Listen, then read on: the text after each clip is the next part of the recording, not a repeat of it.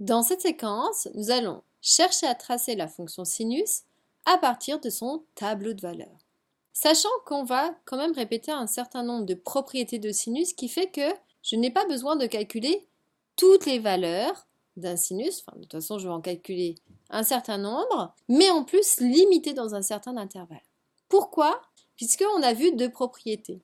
C'est que la fonction sinus, elle était périodique de période de pi, et qu'en plus, c'était une fonction qui était au niveau de la parité impaire. Pourquoi ces deux informations sont-elles intéressantes? Si elle est périodique de période 2π, ça veut dire que la longueur du motif de base, il doit être d'une longueur de 2π. Donc ça veut dire qu'il va être réduit sur un intervalle. Par exemple, on pourrait prendre l'intervalle 0,2π. C'est bien l'intervalle de longueur de pi. Ou alors, je pourrais aussi prendre l'intervalle moins pi.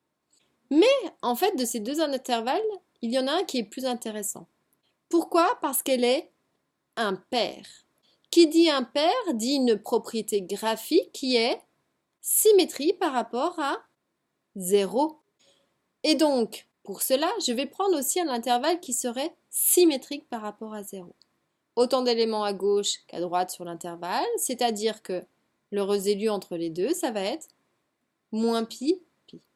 C'est que c'est un intervalle moins pi, si je mets un crochet exclu en moins pi, c'est l'intervalle des valeurs remarquables où on avait réussi à donner toutes les valeurs du cos et sinus en trigonométrie. Donc, c'est lui que je vais retenir.